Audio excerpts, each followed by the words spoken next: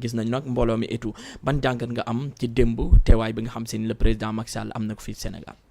waaw merci beaucoup sëñ Omar surtout aussi nekk na laaj bu am solo. mu nekk tamit jàngat boo xamante ne war nañ ko mën a def aussi de façon beaucoup plus approfondie. ñu ma jiitu nag wax nañ fi yëkkati nañ fi ay kaddu yu am solo. surtout d'abord en commençant par monsieur Seck. oui monsieur Dramé aussi. franchement je pense que bu ñibbee permanence ba rek xam naa ne gars yi dina am lu ñu yëkkati pour jox ko wala ñu am lu ñu ko nommé li mu doon wax nii yëpp xam naa looloo tax mu doon wax dëgg yàlla waaw dama yaakaar ne sax looloo tax mu doon gën a lëndëmal politiquement wax ji ay ca boog leeralal ñu waaw donc heureusement il a en face de lui je ne dirais pas un chroniqueur chevronné mais quand même qui a eu à assister à beaucoup d'événements à l'intérieur du pays. D'abord ma njëkkee commencer d'abord ci accueil populaire bu Macky Sall bi nga xamante ne Mapenda dellu ci na ci wax na ci tamit lu am solo je pense que aussi en tant que militant du Pastef vous êtes du Pastef vraiment c'est un peu étonnant ma gis ne quand même vous avez fait preuve de neutralité. Bon, pourquoi preuve de neutralité dama gis ne tiréwloo à boulet rouge sur Macky Sall. Donc wax nga ci à mon niveau li ma xamante ne jàpp naa ne quand même analyse bi daal objectif na daal. te gisuma tamit nga ŋàññi ci torop son excellence le président Bassirou Diomaye Diakhar Faye donte tey fu mu toll nii seen yoon yi politiquement bokkatul. bokkul oui c'est vrai. parce que mu ngi ci coalition Diomaye président. Sonko nekk ci coalition APT. Sonko nekk ci biir Pastef. Diomaye nee ne moom nouveau parti la nekk. fu mu toll nii parti bi doom ji juddu na mais ngénte bi jotagul d'abord. le 8 inchallah waaw moo tax xamaguñu tour bi. oui c'est vrai. donc pour le moment xamaguñu tour bi mais aussi xamaguñu couleur yi. mais bu ñu ñëwee ci monsieur Dramé li mu wax l'arrivée de Macky Sall à Dakar qui a franchement suscité beaucoup d'interrogations mais aussi a fait verser beaucoup de salive. Analyse bi dañ koy def ci étape yu bari. mooy d'abord sur le plan républicain loolu ñun dañ koy rafetlu en tant que d'abord chroniqueur du peuple mais aussi en tant que aussi des hommes publics wala des hommes de médias. li tax ñu koy rafetlu mooy dafa nekk doomu Sénégal mooy concourir à un poste stratégique. oui mooy secrétaire général bu ONU. Bon y a pas un poste plus central que poste boobu sur le plan international parce que yaa yor mbootaayu xeet yi. donc am na yu bëri yoo xamante ne ci loolu la lëkkaloo mooy affaire droit de l'homme même affaire FMI banque mondiale yëpp boo nekkee ONU. oui ba ci OMS yëpp da ngay am possibilité mën a xam lan moo ci nekk. Bon foofu mu wax sur la légitimité de la candidature de Macky Sall non Macky Sall sa candidature n'est pas du tout légitime ci ONU mais c'est une candidature boo xamante ne dafa lamboo opportunité. ci biir ay waxam moom mu ngi koy xaw a défendre ça parce que l'Afrique est victime de beaucoup de choses donc loolu mooy opportunité wu candidature Macky Sall. bu ñu ñëwee sur le plan d'abord de la rotation des candidatures tuuru Amérique latine la donc candidature Macky Sall bi dafa mel ni dafa dem foqati candidature u jàmbur moo tax Nigéria rappelé ko ci commission wu Union africaine bi. donc sa candidature n'est pas du tout légitime moo tax ci biir Union africaine ñi discuter nañ ci loolu. oui. Donc il faut écarter ça. Sur le plan national, sa candidature aussi n'est pas du tout légitime. Parce que ñëw bi ñëw fast track la. dugg génn la. kon am na lu muy daw. mais li tax les détenus politiques manifesté wuñu parce que dañoo nekk en deuil. oui et ça aussi yow en tant que journaliste. bon bi nga xamante ne waxuma la dara sax. maanaam da nga nekk surtout journaliste d'investigation mooy Babacar Touré. loolu waroo ko bañ a bàyyi waroo ko mankoon souligner. parce que on a le président des détenus politiques. oui Djibi Mbaye bi nga xamante ne yal na ko yàlla yërëm te xare ko àjjana yal na suuf sedd ci kawam ñu ngi koy jaale l'ensemble du peuple sénégalais ay mbokkom ak tous les patriotes du Sénégal. qui est un brave homme. vraiment à l'image de pour le rendre hommage. xam naa ne kii bu ñu mënoon may photoom dina baax torop na ko peuple bi yëpp ñaanal. parce que dañoo bokk ci ñoo xamante ne li soldat bi di def. policier bi di ko def gendarme bi di ko def ñoom loolu la ñu def donte formé wuñu leen pour loolu. se sont battus pour la démocratie au Sénégal. donc moo tax mënuñu nekk ci naqar boobu ba pare Macky Sall profito ci diggante bi accélérer agenda bi ne bàyyil ma ñëw ci diggante bi xëy na détenus politiques yi duñ matal parce que dañoo nekk ci naqar. mais Diallo foofu est-ce que accéléré am na fa parce que lii annoncé woon nañ ko bien avant ci diggante bi la ñu daal di annoncé ni kii kat dafa ñàkk bakkanam parce que bakkanu doomu aadama comme ni ko olof di waxee dàll buy dagg la mën ngay dox ba ci digg ba sax voilà. d'accord naa moo tax ma ne la. agenda moom mënoon na ko pousse. cet agenda n'est pas un agenda dogmatique. mais est-ce que foofu noonu Macky Sall moo war a pousse wala le président Diomaye moom mi nga xam si ni démb ak bërki démb ñii nga xam ne ñoo àndoon. di liggéey foofu laay ñëw. ci Diomaye laay ñëw. d'abord il faut booy dugg ci kër. doo xëy rek ni ci fenêtre bi ngay tëb. sinon ñu yuuxu la sàccee. c'est vrai ci buntu bi ngay jaar. parce que am na li ci nga xamante ne aussi le président son excellence Diomaye am na part de responsabilité politique bu mu ci am. léegi wax na ci problème mu réussite accueil bi. sur le plan. Je ne suis pas d'accord sur le plan politique, mais sur le plan médiatique, il a très bien réussi. Accueil bi. Il faut l'analyser seulement sur le plan médiatique. Parce que Macky Sall loolu la ci soxla woon. Moi, je ne suis pas contesté chez moi. En réalité, c'est faux. Pourquoi loolu li la koy woon mooy pourquoi mu dem ba Burundi laqatu foofu lëkkaloo ci candidature bi bañ ko siwal ba xaar le bon moment parce que am na lu mu ragaloon. Oui. Donc Macky Sall sur le plan politique accueil bi réussiru ko. mais sur le plan médiatique vraiment il a très bien réussi. te loolu aussi mënuñu ko bañ a rafetlu parce que Sénégal bu demee coupe du monde. nga mere Pape Thiaw ak ñàkk a mere Pape Thiaw. mais c'est des enjeux nationaux donc da ngay supporter Sénégal. Sénégal at first d'abord. not Pape Thiaw not nu mu tudd Fall. Abdoulaye Fall. président de la fédération. du Diomaye du Abdoulaye Fall du Sonko du Diomaye du keneen Sénégal la. donc moo tax candidature bi. il faut que ngeen xam lu tax ñetti façon sénégalais yi dem teeru. ñetti façon sénégalais la. yan ak yan. ñi ànd ak moom. ak ñoo xamante ne dañ kumpa la. ak ñoo xamante dañu yaakaar ne Macky Sall fu mu toll nii dafay campagne ni pour ONU. ñetti ñooñu ñoo fa demoon. ñi bokk ci kawam nag bu ñu demee kenn mënu leen reprocher dara. te du ñëpp a dem. du ñëpp a dem parce que Macky Sall am na ñu ko mere. ci biir propre kawam. Absolument. y a les radicaux de APR. ñu jàpp ne Macky a trahi l'APR. y a les opportunistes aussi. ñaareel bi mooy ñoo xamante ne dañoo dem parce que dañ koo gëj a gis. ñeneen ñi ci diggante bi mere nañu ñoom Sonko ñeneen ñi ci diggante bi situation bi dëgër na. donc lu dooleel Macky rek metti ñeneen ñi. kon damay dem pour loolu. mooy ñaareel groupe bi. Absolument. troisième groupe bi mooy ñoo xamante ne dañoo jàpp ne Macky Sall. comme équipe nationale Sénégal bu dem. jongante coupe du monde wala coupe d'Afrique. dañ koy supporter parce que doomu Sénégal la. léegi waxaat na tamit benn affaire bu am solo mooy menace bu amoon ci kaw Macky Sall en cas de retour. menace boobu régime bi moo ko defoon mais le régime s'est scindé en deux. Absolument. Maintenant c'est un régime. xawma à deux têtes. mooy li Seck di wax que ni le gardien actuellement nekkatul fa nga xam si ni fa la nekkoon. parce qu'on n'a jamais vu l'Assemblée nationale mu exercer le pouvoir exécutif. Assemblée nationale pouvoir législatif lay exercer. donc arrestation bi poursuite yi lépp ça incombe à l'exécutif.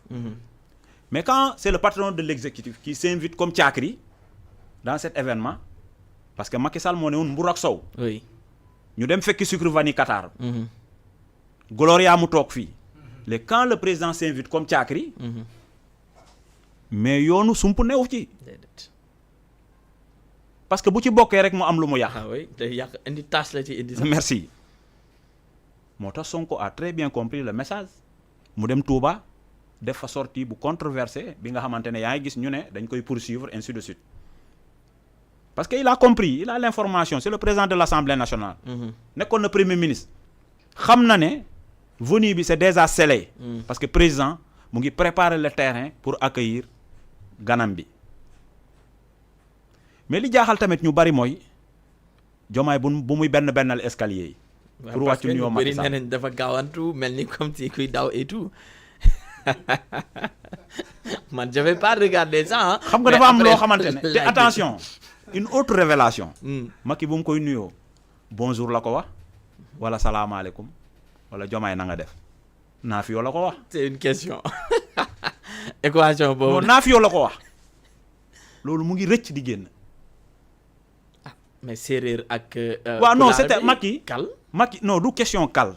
Macky est né dans un milieu sérère. oui et c'est très normal que bu muy wax o fañim c'est très normal Macky tey c'est un séeréer presque à part entière mais du ñu dugg ci ay clivage ethnique c'est pas l'objectif quoi de l'analyse li ma bëgg a wax rek mooy mu ngi koy xamal ne sama doomu ndey nga oui sama frère nga ñoo bokk lu bari parce que tey même bu nekkee pël mais Macky est beaucoup plus séeréer que pël xëy na léeg da koy utiliser rek à des fins politiques Fatick la mos a militer oui qui est un bastion 100% séeréer indiscutablement foofu la mos a nekk maire oui ñoom ñoo ko ngemb aussi pour mu nekk président de la République absolument lu leer. Wade bu mu koy buntu xataal aussi ils sont les premiers d'abord taxaw contre Abdoulaye Wade en 2008 donc loolu du loo xamante ne nit ñi dañuy nekk fii di ko critiquer wala di ko contester mu doon tamit loo xamante ne rafetlu nañ ko moo tax Sonko tamit dem fi nga xamante ne yaakaar na ñoo koy jàppal ndombo tànk dem fa di fa naanee café Touba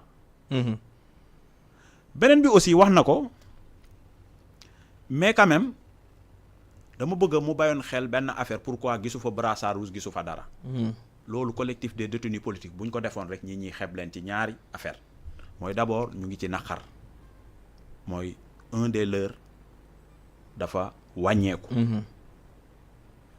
donc ñu leen di koy jaale di ko masaw li Macky Sall waroon na def mu war ko defu ko Diomaye waroon ko defu ko te mu gën a garaaw ci Diomaye parce que moom tey bu déggee wiiw Diomaye ngir yàlla ak ñooñu la parce que ñoo tayle seen bakkan absolument taylewuñu ko nag ci caaxaan dañ koo tayle pour sauver démocratie Sénégal monsieur Dramé bu doon historien la wàcc baa ngi noonu de waaw non daw bi da ngay ne daw baa ngi noonu asmayat ni wàcc bi da ngay ne daw baa ngi noonu la wala asmayat ni wàcc bi waaw lii moom xoolal ndax wàcc la wala daw la dafa yàqanti woon nuy xam nga ñiy wax ci protocole baaxoon nañu torop di wax benn affaire fii Macky moo waroon na yëg ci kaw fekk Diomaye moo ko war a recevoir ci esplanade palais bi mais du moom moo war a wàcc ci suuf pour recevoir Macky Sall mel ni kuy sàkku dara roi des arènes du song roi des arènes yu mus a song dañoo perte combat bi yow da ngay défendre trône ku soxla moo la war a song ok beneen bi aussi mu wax ko tamit qui est vraiment dangereux pour un intellectuel comme Maodo mais qui l'a fait sciemment lan la loolu moom mooy wax na ci affaire yu bari fii waxu dette bi waxu dette cachée bi oui en le disant da ngay yaakaar ne Maodo li muy wax noonu ku xamul mooy wax mais li muy bay ngay xam ne dafay teylu xam na ça dafa c'est nangu dangereux et ça c'est très dangereux il parle des signaux au vert des signaux peints en vert ou bien des signaux au vert xam nga bu doon kii bi dafa rouge nga jël lampe bu verte wala camouflet bu vert nga def ko xale bu ko xamul day yaakaar ne dafa vert te vertul ok maanaam camouflage moo am ci biir te bu muy wax Macky Sall il a donné le pouvoir de façon pacifique qui est très faux et archi faux pour avoir des élections il nous a fallu un bras de fer constitutionnel oui entre Macky Sall l'Assemblée nationale les Abdou Mbow et autres et le Conseil constitutionnel beneen bi ngay wax aussi Macky Sall et des manifestations j'ai été ciblé ici mais bu muy wax tamit Macky Sall a limité xawma bu muy wax aussi Macky Sall a limité le nombre de mandats oui dinaa ko indil des éléments factuels qui sont irréfutables que personne n'a la possibilité de contester la première d'abord Macky Sall képp ku musoon a wax limitation mandat dàq na la am na ay jamono kenn ñemewu ci non woon prononcer dàq na la oui je ne suis pas d'accord avec le troisième mandat Mankeur Ndiaye Mimi Touré foudroyé oui xaw ma naka des Sénégalais de l'extérieur Sori Kaba ainsi de suite liste bi boo ko doon cité doo fi jóge oui beneen bi aussi qui est un élément constitutionnellement indiscutable parce que le président du conseil constitutionnel boobu dafa nekkoon sous serment bu muy taxaw média français yi di ko laaj mu ne Macky Sall m'a demandé sur une éventuelle candidature pour un troisième mandat ma tontu ko ma ne ko mënul nekk non seulement gisuñu tontu bu mu tontu gisuñu correspondance ba fii qui est un autre problème de transparence xam nga je peux comprendre quand un élément de Abdoulaye Diouf Sarr nous sert ça dans ce plateau on sait que ils sont dans une logique de continuité parce que démb ñoom ñoo woon. non c'est la même famille waay. politique mais pour ne pas que ma renier sànq li ma waxoon ok damay bañ a sori ti wax ji ok très rapidement rek. ñu mu laalaat foofu fii ma ñëw si beneen point bi. mu laalaat fii phénomène oui. dette cachée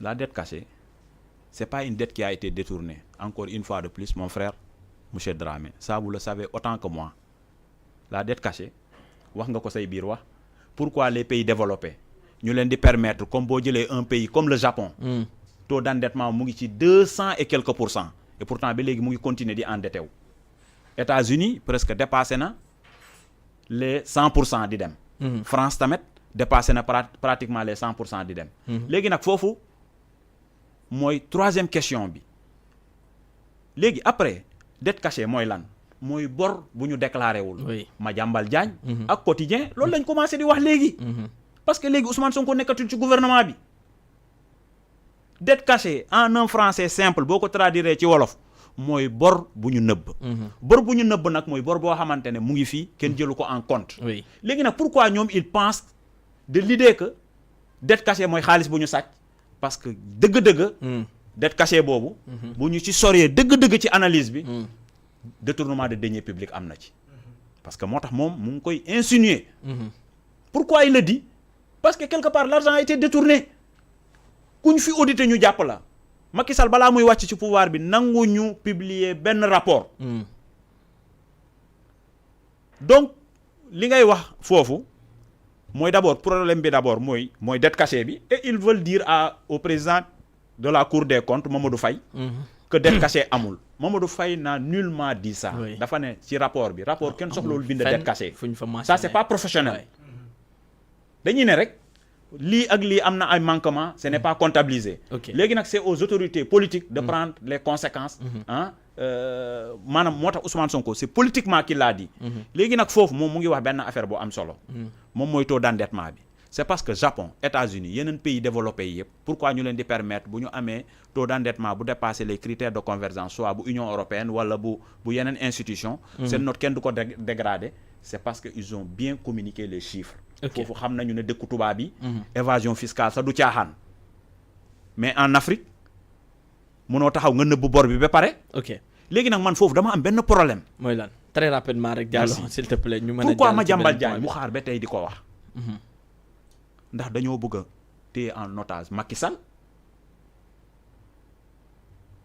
moom ak Cheikh Yérim Seck parce que Yérim xam nga problème bi ñi xaw nañ sentir tuuti lu tax mu valsé parce que Yérim c'est des journalistes d'investigation c'est des journalistes yoo xamante ne dañuy teel a am information donc xam na ni ñibbi si Macky Sall à Dakar loolu c'est déjà scellé et c'est imminent que à tout moment mën na nekk mais léegi ndax nekkuñu dans un chantage médiatique ok pour wax Macky Sall waxal nañ la ber Diomaye recevoir na la ba ñibbisi nga Sénégal léegi contrepartie bi lan la war a doon en tout cas laaj boo xamante ne la laaj bu ñu sànni la ci environnement bi mais dette cachée bi moom loolu moom maintenant ça c'est clair pour tout le monde Maodo je pense que ça c'est indiscutable c'est un fait réel mais dette cachée et détournement de deniers publics c'est deux choses différentes ok alors ba tey ñu daal di continuer ci waxtaan wi gannaaw ba ñu daal di àddoo ci lu jëm ci li nga xam si ni moo di ñëw le président Macky Sall fii ci biir Sénégal joxe nañ ci seen